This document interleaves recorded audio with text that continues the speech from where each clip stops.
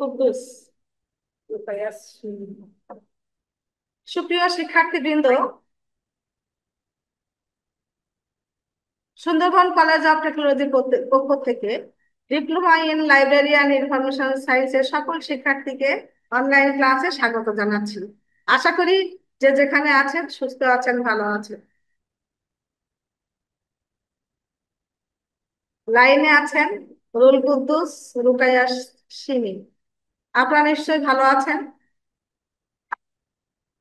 সুপ্রিয় শিক্ষার্থীবৃন্দ, আপনারা হয়তো শুনেছেন যে আপনাদের অলরেডি ফন ক্লাবের কার্যক্রম চলছে। 10ই অক্টোবর পর্যন্ত আপনাদের ডেট আছে। 10ই অক্টোবর হচ্ছে লাস্ট ডেট।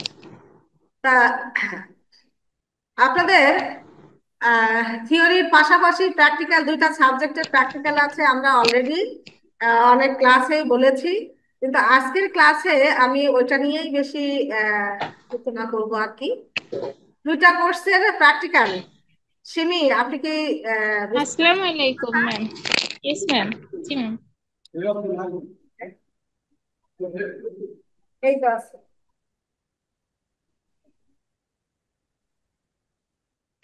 আচ্ছা, আসসালামু আলাইকুম। কোর্স নিয়ে একটু আলোচনা করি, যে কোর্সগুলোর উপরে জি ম্যাম। আপনারা পরীক্ষা দেবেন।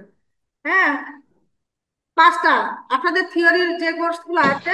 প্রথম পত্র হচ্ছে basics of library and information science. Basics of library and information science.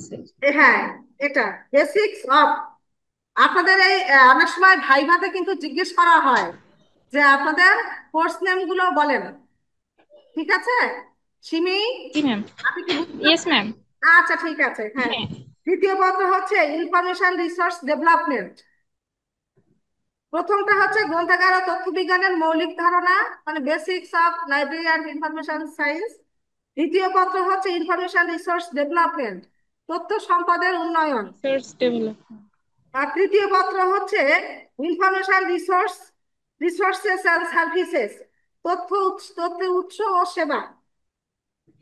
তৃতীয় পত্র আছে আপনার কাছে এগুলা? Yes ma'am. আচ্ছা, চতুর্থ পত্র হচ্ছে organisation of knowledge classification theory, অর্থাৎ জ্ঞান সংগঠন শ্রেণীকরণ। তত্ত্বীয়, থিওরি হচ্ছে তত্ত্বীয়, এটা হচ্ছে চতুর্থ পত্র। আর পঞ্চম পত্র হচ্ছে অর্গানাইজেশন অফ নলেজ ক্যাটালগিং, জ্ঞান সংগঠন সূচীকরণ, তত্ত্বীয়।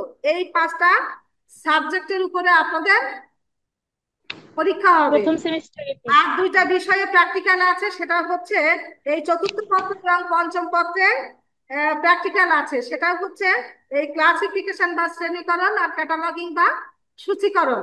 এই দুটার উপরে আপনাদের প্র্যাকটিক্যাল হবে। প্র্যাকটিক্যাল হবে। হ্যাঁ, প্র্যাকটিক্যাল মানে ব্যবহারিক পরীক্ষা হবে। এখন এই ব্যবহারিক পরীক্ষায় যে বিষয়গুলো নিয়ে কিভাবে কিভাবে কাজ করতে হবে, সেজন্য এই পঞ্চম পত্রে অর্গানাইজেশন অফ নলেজ আর ক্যাটালগিং, এটার উপরে আমি অনেক ক্লাসে ধারণা দিয়েছি, কিন্তু আজকে হচ্ছে আপনাদের আবার নতুন করে ধারণা দিতে চাচ্ছি। আপনারা বুঝতে না পারলে আমাকে প্রশ্ন করবেন, ঠিক আছে? তা জি ঠিক এখানে আছে ম্যাম। এখানে হচ্ছে অর্গানাইজেশন অফ নলেজ ক্যাটালগিং, অর্থাৎ ক্যাটালগ। আমরা কিন্তু যে কোনো বিষয়ের এই ক্যাটালগ শব্দটির সাথে আমরা কিন্তু সচরাচর সবাই কিন্তু জড়িত। আমরা কিন্তু বলে থাকি যে কোনো বিষয়, মনে করেন যে আপনি জামা বানাতে যাচ্ছেন, নতুন কোনো ডিজাইন চাচ্ছেন, তখন কিন্তু সেখানে দোকানে যে আপনি হয়তো বলেন যে ক্যাটালগটা দেখি। আপনি কোনো ফার্নিচার কিনতে যাচ্ছেন, সেখানেও কিন্তু আপনি মনে করেন যে নতুন ফার্নিচারের ডিজাইন দেখার জন্য আপনারা কিন্তু ক্যাটালগ চান, তাই না? গহনার দোকানে যেও জি ম্যাম। কিন্তু আপনারা ক্যাটালগ চান। কসমেটিক্স এর দোকানেও কিন্তু আপনাদের ক্যাটালগ দেখা প্রয়োজন হয়, কালার দেখার জন্য বিভিন্ন জিনিস, লিপস্টিক বলেন বা অন্য কিছু এরকম আর কি। তা আমরা প্রত্যেকটা জিনিসের সাথে কিন্তু ক্যাটালগ কথাটা কম বেশি আমরা ইউজ করি, কিন্তু এটা যে কি, এর অর্থটা কি, এই সম্পর্কে কিন্তু আমাদের অনেকেরই ধারণা নেই। তা ক্যাটালগ শব্দের অর্থ কি? ক্যাটালগ হচ্ছে সূচীকরণ। ক্যাটালগ হচ্ছে একটা তালিকা, একটা মানে সহজ ভাষায় হচ্ছে একটা তালিকা করা। সেটা কিসের তালিকা? এখন আমরা লাইব্রেরি, যেহেতু আমাদের সমস্ত কার্যক্রম কিন্তু লাইব্রেরি কেন্দ্রিক, তাই না? যেহেতু আমাদের জি সাবজেক্টটা ম্যাম। হচ্ছে লাইব্রেরি অ্যান্ড ইনফরমেশন সায়েন্স, সুতরাং আমরা নিজেরাই বুঝতে পারছি যে এর যাবতীয় কার্যক্রম কিন্তু লাইব্রেরি কেন্দ্রিক। এই লাইব্রেরিতে যখন বইপত্র আমরা ইউজ করি বা পড়তে যাই, তখন কিছু সিস্টেমেটিক পদ্ধতি আমাদেরকে মেনে চলতে হয় বা অনুসরণ করার প্রয়োজন হয়। সেখানে মনে করেন আপনি কোনো লাইব্রেরিতে গেছেন, লাইব্রেরিতে যেয়ে আপনার কাঙ্ক্ষিত বইটা আপনি নেবেন, লাইব্রেরি কর্তৃপক্ষের কাছ থেকে আপনি নেবেন, কিন্তু সেই নেওয়ার জন্য আপনাকে কিছু সিস্টেম অনুসরণ করতে হয়। যেমন কি একটা কল নাম্বার দিতে হয়, হয়তো আপনার বইটা দিবেন, বইয়ের শিরোনাম লিখতে হয়, তারপর রাইটারের নাম লিখতে হয়, লিখে ওই বইয়ের পাশে একটা কল নাম্বার দিতে হয়। এই যে বিষয়টা, এই বিষয়টা যে কল নাম্বারটা হলো শ্রেণীকরণ নাম্বার। আর এই যে শিরোনাম, এটা শিরোনাম, উপশিরোনাম, তারপরে লেখকের নাম, এই সমস্ত বিষয় নিয়ে যে তালিকাটা করা হয়, সেটাই হচ্ছে একটা ক্যাটালগের তালিকা। অর্থাৎ একটা বইয়ের বিভিন্ন ইনফরমেশন বলতে বইটির শিরোনাম কি, তার উপশিরোনাম কি, তার লেখক কে, সেটি কোথা থেকে প্রকাশিত হয়েছে, কত সংস্করণ, কারা প্রকাশ করেছে, এই যে যাবতীয় তথ্য, এই তথ্যগুলো যখন একটা তালিকায় লিপিবদ্ধ করা হয়, সেটাকে আমরা ক্যাটালগ হিসেবে আখ্যায়িত করে থাকি। আর যখন একটা নির্দিষ্ট মাপের কার্ডের মধ্যে এই তথ্যগুলো উপস্থাপন করা হয়, তখন তাকে আমরা ক্যাটালগ কার্ড হিসেবে বুঝে থাকি বা বলে থাকি। তা এই যে বিষয়গুলো আপনি যখন লাইব্রেরিতে যাচ্ছেন, সেই আপনার কাঙ্ক্ষিত আহ, বিষয়টা যখন দিচ্ছেন বা যে রাইটারের বই সেটা দিচ্ছেন, তখন কিন্তু কি হচ্ছে, ওই ক্যাটালগটাই ইউজ করছেন, আর যে নাম্বারটা দিচ্ছেন ওইটা হচ্ছে শ্রেণীকরণ নাম্বার। যখনই দেবেন একটা কাগজে লিখে যখন দেবেন, তখন কর্তব্যরত যিনি থাকবেন, তিনি সহজেই কিন্তু আপনার বইটা আপনাকে দিতে পারবে। তা না হলে অত বইয়ের অনেক অনেক সময় বড় বড় লাইব্রেরিতে কিন্তু অনেক কালেকশন থাকে, সেই কালেকশনের মধ্যে তাৎক্ষণিকভাবে বইগুলো খুঁজে পাওয়া সম্ভব হয় না। এই এই পন্থা অবলম্বনের মাধ্যমে কিন্তু খুব দ্রুততার সাথে সঠিক বইটি সঠিক সময়ের মধ্যে আপনার হাতে পৌঁছা দিতে তারা সক্ষম হয়। তাহলে কি কাজে এটা ব্যবহার করা হয়, আমরা এটা ক্লিয়ার হলাম। আপনারা কি বুঝতে পেরেছেন যে বইটি সঠিক সময়ে সঠিক পাঠককে মানে তাৎক্ষণিক মানে দ্রুততার সাথে যাতে দিতে পারে, সেই জন্যই এই কথাগুলো অবলম্বন করা হয়। তা এখন দেখি এই যে ক্যাটালগ শব্দটি, এই ক্যাটালগ শব্দটি কি? এটি একটি গ্রিক শব্দ। ক্যাটালগ একটি গ্রিক শব্দ, যেটি কি কোথা থেকে এসেছে, যেটি ক্যাটা এবং লগস এই দুইটা শব্দ থেকে এসেছে। ক্যাটা শব্দের অর্থ হচ্ছে কি, ক্যাটা শব্দের অর্থ হচ্ছে অনুসারে, আর লগস শব্দের অর্থ হচ্ছে রীতি, পদ্ধতি বা বিন্যাস বা বিধান ইত্যাদি আর কি। হ্যাঁ, সুতরাং আমরা যদি দেখি যে ক্যাটালগ শব্দের অর্থ কি দাঁড়ায়, ক্যাটালগ শব্দের অর্থ হচ্ছে যে বিশেষ কোন নীতি, পদ্ধতি বা বিধান অনুসারে প্রস্তুত কোন কাজ বা রেকর্ড, একটা নির্দিষ্ট রীতি মেনে চলে বা নিয়ম নীতি অনুসারে বা বিধি বা বিধান যেটাই বলি না কেন, সেই বিধি অনুসারে যদি একটা বিশেষ ভাবে একটা কাজ প্রস্তুত করা হয় বা রেকর্ড করা হয়, সেটি হচ্ছে কিন্তু ক্যাটালগ। তাহলে এই ক্যাটালগ কি? ক্যাটালগ একটা শুধু কিন্তু তালিকা নয়, এটা কিন্তু কি, এটা হচ্ছে বিবরণমূলক কি দেয়, একটি রেকর্ড, একটা বিবরণমূলক রেকর্ড। মনে করেন আপনার কাছে আছে আহ রবীন্দ্রনাথের লেখা একটা উপন্যাস, মনে করেন শেষের কবিতা, তাই না, একটা উপন্যাস। তাহলে এই বইটাকে যদি আপনি ক্যাটালগ তৈরি করেন, তাহলে এই যে আমি বললাম যে একটা বিশেষ পদ্ধতিতে তৈরি একটা কি রেকর্ড বা কাজ, একটা প্রস্তুতকৃত কাজ, তাই না, যেটা আপনি তৈরি করছেন, এটাকে আমি কাজ বলছি। তাহলে দেখেন এখানে কি করছেন, এখানে কি আসতেছে কি, হচ্ছে আপনার আসবে বইয়ের শিরোনামটা আগে আসবে, যে বইয়ের নাম কি, কে লিখেছেন অর্থাৎ রাইটারের নাম আসবে, তারপরে কত সংস্করণ, এটা আপ টু ডেট কিনা সেটাও খেয়াল করতে হবে। তারপরে হচ্ছে এটি কোথা থেকে প্রকাশিত হয়েছে, না প্রকাশ স্থান প্লেস, তারপর পাবলিশার বা কারা প্রকাশ করেছে, প্রকাশক, তারপর ইয়ার অফ পাবলিকেশন অর্থাৎ প্রকাশকাল। তাহলে কি হচ্ছে, একটা বইয়ের নাম বা শিরোনাম, রাইটারের নাম, সংস্করণ, প্রকাশ স্থান, প্রকাশক, প্রকাশকাল, এগুলো কিন্তু আমরা সবাই জানি যে একটা বই কিন্তু অবশ্যই একটা রাইটার লেখেন, তার সংস্করণ প্রকাশিত হয়, তারপর কোথা থেকে প্রকাশিত হচ্ছে, কারা প্রকাশ করছে, কত সালে প্রকাশিত হচ্ছে, এ কিন্তু আমরা জানি। তারপর দেখবেন বইয়ের মধ্যে কিন্তু দাম লেখা থাকে, লেখা থাকে না? এটা ক্রয়কৃত না দানকৃত, জি। সেটা কিন্তু উল্লেখ থাকে। তারপরে কি থাকে? ডান। পৃষ্ঠা নাম্বার। দেখবেন প্রত্যেকটা বইয়ের কিন্তু পৃষ্ঠা নাম্বার থাকে। তা প্রথমে যে পৃষ্ঠাগুলো থাকে অনেক সময় রোমান সংখ্যায় বা বাংলায় বইয়ের ক্ষেত্রে 1 2 3 এভাবে বানান করে করে লেখা থাকে।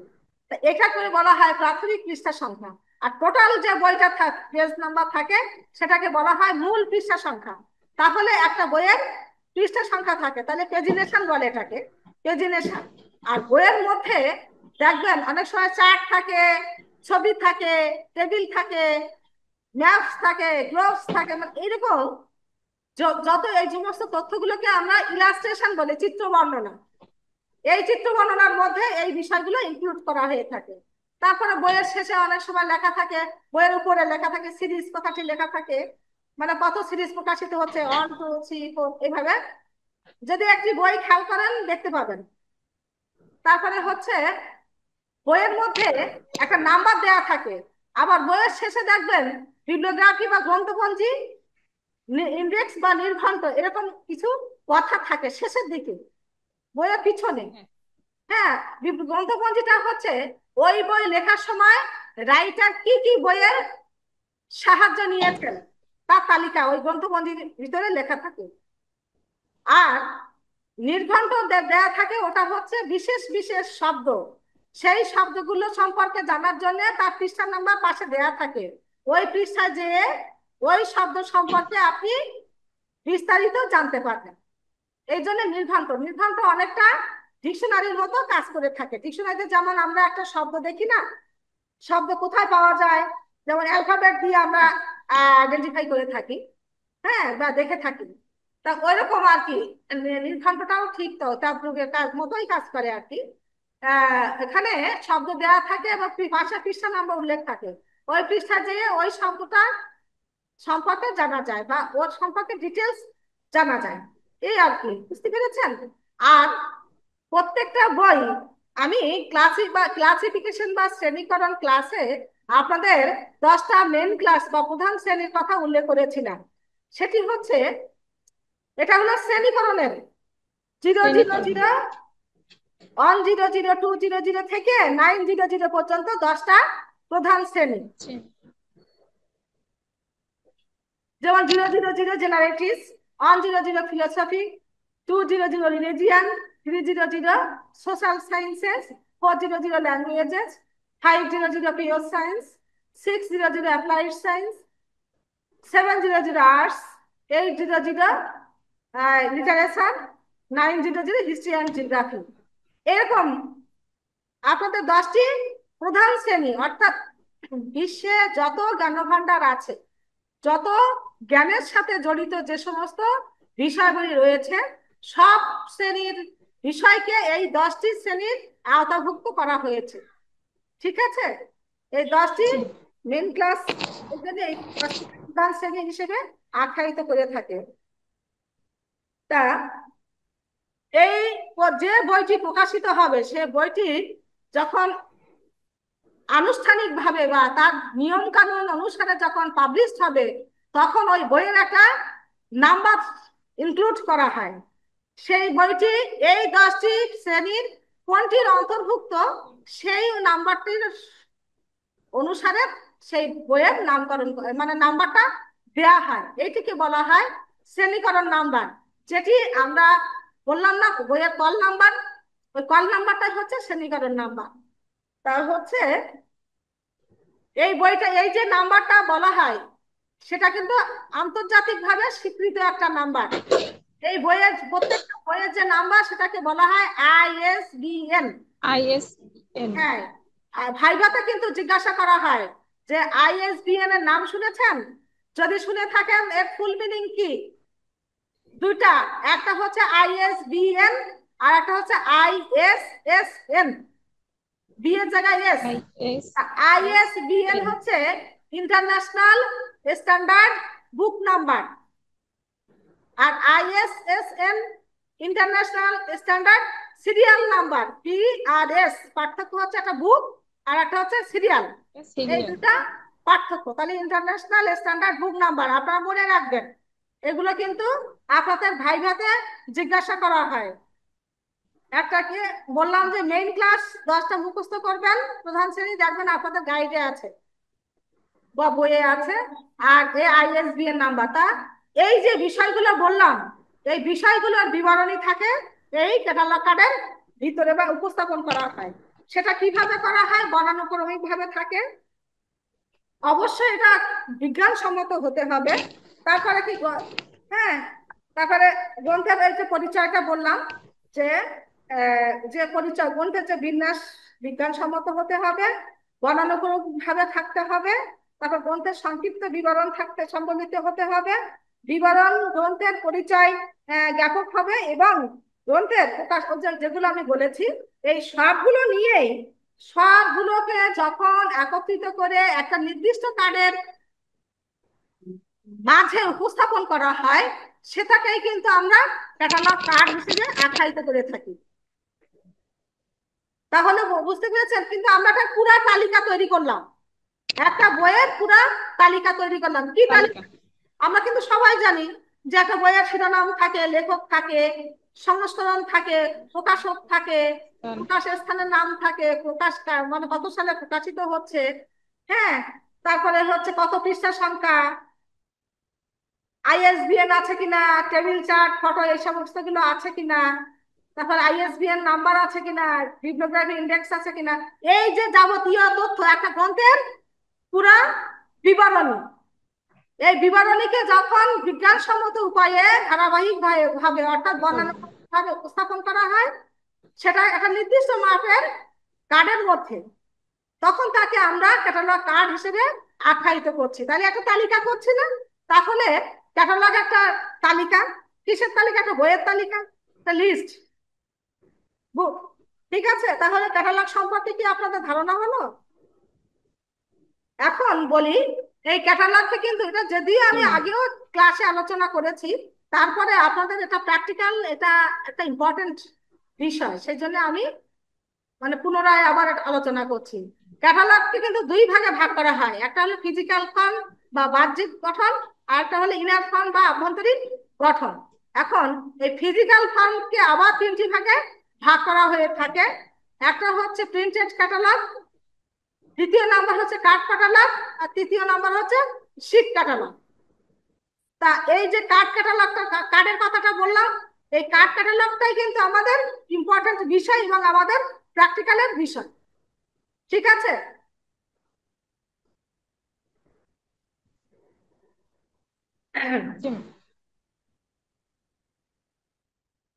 ক্যাটালগ কার্ডটা কিভাবে হবে আমি কি আপনাদেরকে দেখিয়ে দেবো?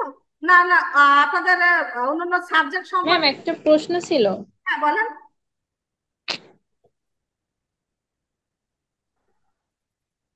বলছিলাম যে আমাদের যে এই বইটা তো কলেজ থেকে আমি কুরিয়ারের মাধ্যমে সংগ্রহ করেছি। সাবজেক্ট পরীক্ষা দেওয়া যাবে? কলেজ থেকে যে দুইটা বই দিয়েছে আমাদের, কি বই? বই দুটোর নাম বলেন। তো হ্যালো। হচ্ছে কুরিয়ারের মাধ্যমে আমি নিয়ে। হ্যাঁ, ঠিক আছে, তা আপনি বই দুটোর নাম বলেন, বইয়ের নাম। এখনো হাতে পাইনি। বইয়ের নাম। না, এখনো হাতে পাইনি, এমনি ছবিতে দেখেছিলাম। ও, ওটাকে গাইড, উৎকর্ষ গাইড। হ্যালো।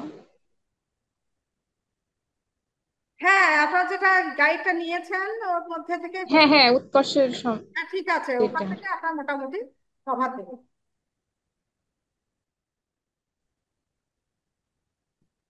আর কোনো প্রশ্ন আছে? আপনি আর এমনিতে তো এই সম্পর্কে বইগুলো তো লাইব্রেরিতে ওইভাবে পাওয়া যাচ্ছে না, তা এটা কোথা থেকে নিতে পারি? বই, এই সম্পর্কিত বই এই বিভিন্ন রাইটারদের সাথে জি আপনার ম্যাম, আমাদের যশোরে। হ্যাঁ, যশোর। যশোর। তো যশোরেই তো অ্যাভেলেবল। জি ম্যাম। যশোরে যে সিটি কলেজ আছে, ওখানে যে লাইব্রেরিয়ান আছেন, নাম হচ্ছে কি সাহা, ভুলে গেলাম তো ওনার নামটা, কি যেন একটা সাহা, অনাদি সাহা। অনাদি সাহা সিটি কলেজ, উনি রিটায়ার করেছে কিনা জানি না। তো ওখানে তো অনেক ইয়ে আছে, মানে ওখানে যে একটা ডিপ্লোমা ইনস্টিটিউট আছে, বইয়ের তো ওখানে থাকার কথা। যদি সম্ভব হয় সিটি কলেজের ওখানে যে আপনি যদি যোগাযোগ করতে পারেন, তো অনেক বইয়ের সন্ধান পাবেন আর কি। ওখানেও একটা ডিপ্লোমা ঠিক ইনস্টিটিউট আছে। ছিল আগে আর কি। হ্যাঁ, ওই অনাদি সাহা। হ্যাঁ, একটা ইনস্টিটিউট আছে, আমি গিয়েছিলাম ওখানে একদিন। তো আচ্ছা, লাইব্রেরি ইনফরমেশন সায়েন্সের একটা ইনস্টিটিউট আছে। তা আপনি যে উৎকর্ষ গাইড নিয়েছেন, এখান থেকে আমার মনে হয় বেশিরভাগ সমাধান আপনি পেয়ে যাবেন। আর আমি বলি, উৎকর্ষ গাইডের পিছনে দেখবেন বিভিন্ন সালের প্রশ্ন দেয়া আছে। জি। প্রশ্ন দেয়া আছে 23 সাল পর্যন্ত, কিন্তু আপনাদের প্রশ্ন দেয়া আছে। যদি রানিং গাইড হয়, তাহলে কিন্তু নতুনটা ইনক্লুড করতে পারে 24 সাল। আপনার তো 25 সালের পরীক্ষার্থী। জি ম্যাম, 25 সাল। এখন হচ্ছে গাইডে দেখবেন 23 সাল, ওই আপনারা 20, 21, 22, 23, 21, 22, 23 মিনিমাম তিনটা প্রশ্নগুলো যদি ফলো করেন, আপনারা কমন পেয়ে যাবেন। দেখবেন, ঠিক আর আছে। এই প্রশ্ন অনুযায়ী গাইডটা একটু দেখবেন। প্রশ্ন অনুযায়ী কিন্তু গাইডটা তৈরি হয়েছে, আপনারা এখান থেকেই সমাধান পেয়ে যাবেন। আছেন রুল কুদ্দুস, রিফাত, আপনাদের কোনো সমস্যা? জি ম্যাডাম। আপনার কোনো সমস্যা আছে, জানার কিছু আছে? সমস্যা তো সমস্যা তো সবই, ক্লাস তো করি না এভাবে, এই জন্য তো এখন হ্যাঁ, অনলাইনে দোকান ক্লাস। আপনি কি বই পেয়েছেন? বইটা তো নিতে পারি না, এই কারণে তো আরো বেশি সমস্যা। তাহলে বইয়ের জন্য যোগাযোগ করেন। আর হচ্ছে বইয়ের পিছনে দেখবেন প্রশ্ন আছে, বিভিন্ন সালের প্রশ্ন আপনারা দেখবেন। আর আমি সাজেশনও দিয়ে দেবো। আর এই যে ক্যাটালগ, আজকে যে আমি একটা ধারণা দিচ্ছি ক্যাটালগ প্র্যাকটিক্যাল সম্পর্কে, কিন্তু এটা ধারণা দিচ্ছি মূলত প্র্যাকটিক্যালের উপরে। ক্যাটালগ জি ম্যাডাম। আর ক্লাসিফিকেশনে আপনারা লিখতে পারবেন, কিন্তু ক্যাটালগের ধারণা না থাকলে একটু লেখা কঠিন হয়ে যায়। এই জন্য আপনারা যদি একটু আমার ক্লাস লেকচারটা ফলো করেন, প্লাস বইটা যদি একটু দেখেন, তাহলে কিন্তু আপনারা এর সমস্যাটা সমাধানটা খুব দ্রুত পেয়ে যাবেন, বা বুঝতে আপনাদের সুবিধা হবে। ঠিক আছে, আমি আবারও রিপিট ঠিক করছি, আছে ম্যাডাম। যেহেতু আপনাদের একটু প্রশ্ন থাকলে বলতে পারেন।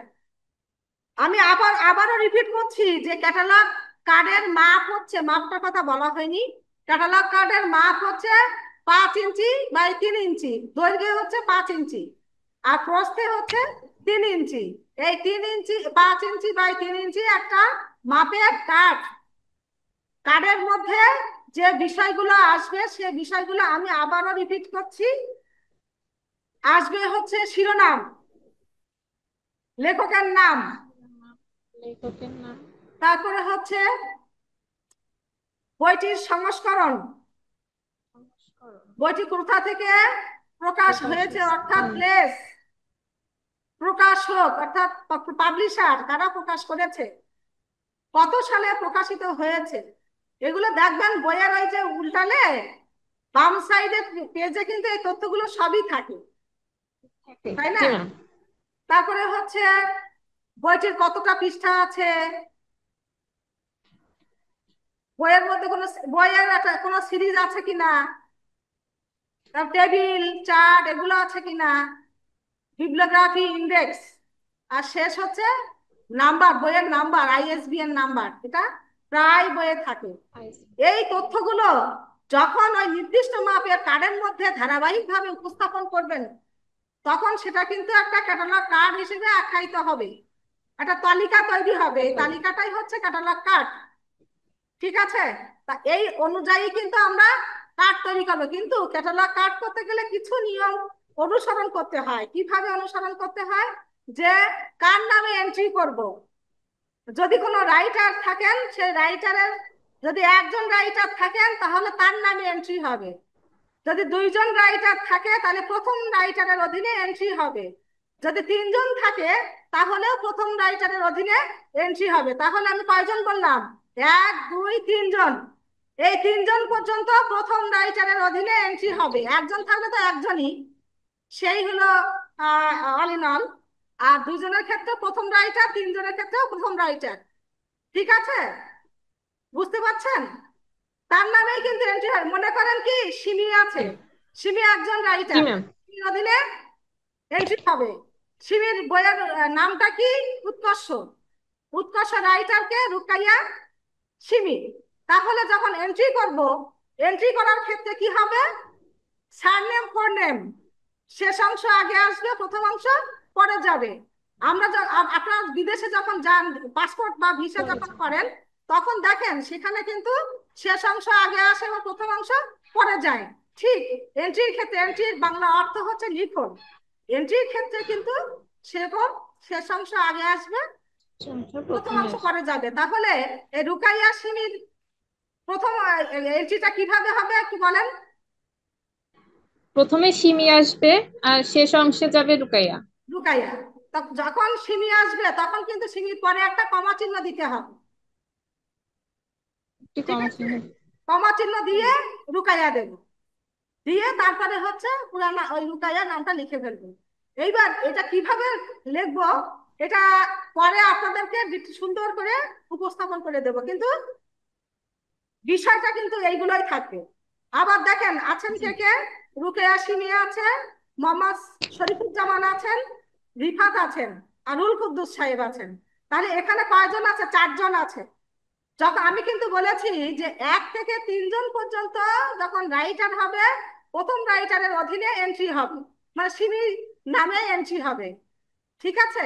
আর যখন চারজন জি। রাইটার হবে, তখন কিন্তু কোনো রাইটারের অধীনে এন্ট্রি হবে না।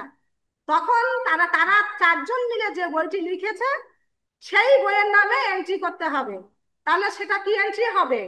যখন রাইটারের অধীনে এন্ট্রি হবে তখন কি হবে? লেখক এন্ট্রি। আর যখন শিরোনামের অধীনে এন্ট্রি হবে তখন কি হবে? শিরোনাম এন্ট্রি বা শিরোনাম লিখন বা টাইটেল এন্ট্রি। ঠিক আছে, টাইটেল এন্ট্রি আর অথর এন্ট্রি, এগুলো বুঝতে হবে। এখন এমন অনেক বই আছে যে বইগুলো রাইটার কর্তৃক প্রকাশিত হয় না, মানে লেখক প্রকাশ করেন না, কোন সংস্থা কর্তৃক প্রকাশিত হয়। যেমন গেজেট প্রকাশিত হয় না? গেজেট প্রকাশিত হয়, মনে জি। করেন মৎস্য গবেষণা ইনস্টিটিউট থেকে একটা বই প্রকাশ করলো, ধান গবেষণা ইনস্টিটিউট থেকে একটা বই প্রকাশ করলো, ওখানে কিন্তু কোনো রাইটার থাকে না, ওখানে সংস্থা কর্তৃক প্রকাশিত হয়। সেক্ষেত্রে আমরা কিভাবে এন্ট্রি করবো, এটা হলো বিষয়। সে এইরকম কোন বই যদি প্রকাশিত হয়ে থাকে, সেক্ষেত্রে আপনারা শিরোনামের অধীনে এন্ট্রি করবেন। এই ধরনের বই শিরোনামের অধীনে এন্ট্রি হয়। ঠিক আছে। এখন এন্ট্রি করার সময় নিয়ম আছে। আর কার্ডের মধ্যে যে বিষয়গুলো বলছি, সে বিষয়গুলো সিস্টেমেটিক্যালি আমাদেরকে এইভাবে অ্যারেঞ্জ করতে হবে। সেখানে শিরোনাম আসবে, লেখকের নাম আসবে, যেগুলো আমি বলেছি আর কি, ওইগুলো কিন্তু কাঠের ওই যে যে 5 ইঞ্চি বাই 3 ইঞ্চি যে কার্ডটার কথা বলেছি, ওই কার্ডের মধ্যে এগুলো উপস্থাপন করতে হবে। এটাই হচ্ছে আপনাদের প্র্যাকটিক্যাল। আপনারা শুধু মনে রাখবেন কোন স্টেপের পরে কোন স্টেপটা থাকছে। জি। কার্ডের মধ্যে যেটা উপস্থাপন করতে হবে সেটি হচ্ছে শিরোনাম। উপশিরোনাম যদি থাকে আপনারা লিখে নিতে পারেন। 1 নম্বর শিরোনাম, 2 নম্বর হচ্ছে যদি উপশিরোনাম থাকে তাহলে লিখতে হবে। তারপরে লেখকের পূর্ণ নাম লিখতে হবে, যে কয়জন রাইটার থাকবে সবার নাম এখানে আসবে। তারপরে হচ্ছে সংস্করণ লিখতে হবে। পরে আসবে প্রকাশ স্থান, বাস। প্রকাশ স্থান, প্রকাশক, প্রকাশকাল। বাস। পরের স্টেপে আসবে প্রেজেন্টেশন বা পৃষ্ঠা সংখ্যা, ইলাস্ট্রেশন বা ইলাস্ট্রেশন। চিত্র বর্ণনা, ইলাস্ট্রেশন। সিরিজ। তারপরে হচ্ছে বিবলিওগ্রাফি, ইন্ডেক্স, আইএসবিএন নাম্বার। এই স্টেপ গুলো শুধু মনে রাখবেন। তারপরে কোথায় কমা, কোথায় কোলন, কোথায় সেমিকোলন, নেক্সট দিশে আপনাদের ডিটেলস দেখিয়ে দেবো। আগামী ক্লাসে এটা আমি করে দেবো। আজ এ পর্যন্ত, সবাই ভালো থাকেন, সুস্থ থাকেন। টাইম শেষ। আল্লাহ হাফেজ। আসসালামু আলাইকুম। ওয়ালাইকুম আসসালাম। জানি না।